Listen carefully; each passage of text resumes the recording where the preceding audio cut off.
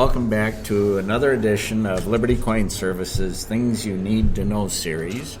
I'm Patrick A. Heller, your host, owner emeritus and communications officer of Liberty Coin Service. I'm here at Freedom Fest in Las Vegas, and it's my pleasure to have as a guest right now Larry Reed, who I met back when he was in Michigan as president of the Mackinac Center for Public Policy, and he's now working out of Atlanta as president of Foundation for Economic Education, where I've been reading The Free Man since the early 70s. Mm-hmm. Welcome, Larry. Hey, thank you, Pat. It's great to be with an old friend. A few years ago at Freedom Fest, you gave a presentation at the beginning on the importance of character. That is a subject that I have seen other people take up, and I myself have reflected that there's a definite connection between character and prosperity of a society, and I'd appreciate if you could summarize for our listeners some of that. I'd be happy to, and I have noticed other people and organizations picking up on this, which is great because it's an essential message if we're to renew and restore freedoms in America and put the country back on a path of prosperity. I think liberty and character are really two sides of the same coin, that you can't have one without the other. Liberty is the only system, it's not a system at all, but in the sense it's not planned, but it's the only arrangement, social, political, economic arrangement that requires that people live to high standards of character, of honesty, of integrity, of self-reliance, of responsibility, and optimism and courage, things like that constitute sound character. And no people in history who have lost their character have ever kept their liberties. And all the other isms, like socialism, they don't really require you to live to high personal standards at all. They just require you to cough up your tax money and do what the state tells you. You can be a scumbag and fit right in. But if you want to be free, you've got to have character, and lots of others in your midst had better have it too. Yes, a silver guru named David Morgan last year said something in a presentation along those lines. And he said, you cannot have peace and prosperity in a society unless you can absolutely trust the money. Yeah.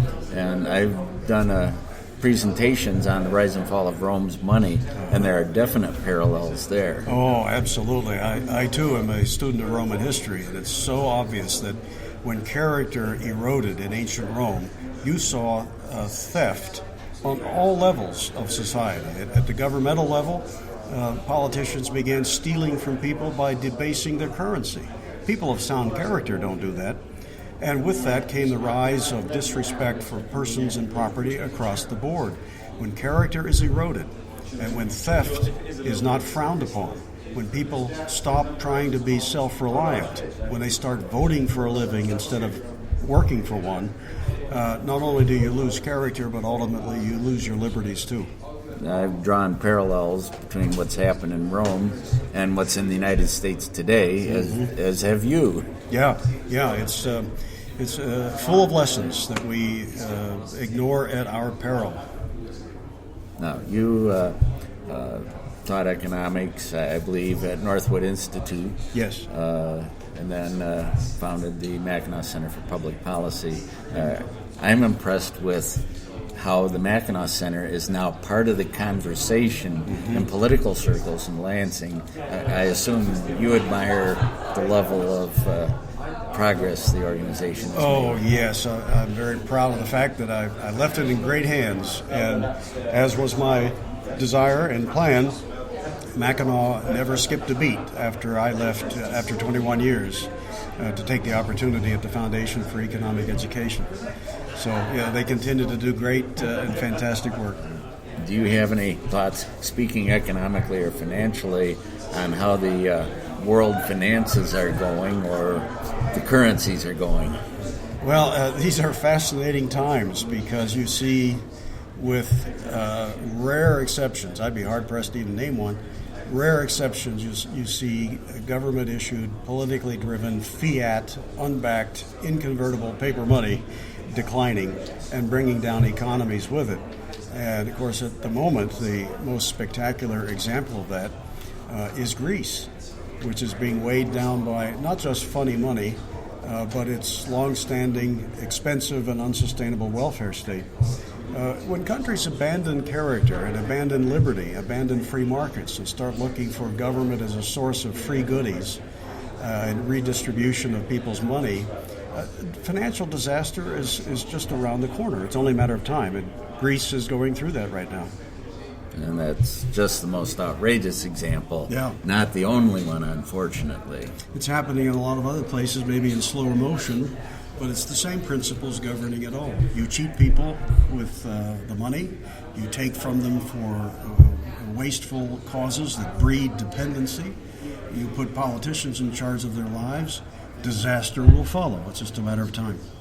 I think we've got a great interview here. You've been listening to Larry Reed, former president of Mackinac Center for Public Policy in Midland, Michigan, and now the president of the Foundation for Economic Education in Atlanta. Thank you for being here today, Larry. If somebody wanted to get more information on it's called FEE. How would they contact the organization? I would love to invite them to visit our website, which is easy to remember. It's FEE, F as in Frank, EE.org. Every weekday we put 2 to 5 new commentaries or other items on the website. Events are listed there where we are hosting or sponsoring programs around the country. Our summer seminars, everything is on the website, including how to contact us, and it's a treasure trove of 65 years of great content with new editions every weekday. And since Liberty Coin Service deals on the financial side of things, some of the things directly affect economics and finance and others indirectly. That's right. I just did a piece yesterday on our site on the Chinese stock crash and drawing parallels between it and what happened in 1929 in the U.S. So people who are interested in history, economic history in particular, may find our website a treasure trove of great material. All right. Thank you, Larry. You've been listening to Liberty Coin Service's Things You Need to Know series. I'm Patrick A. Heller, your host, the owner emeritus and communications officer of Liberty Coin Service. Goodbye.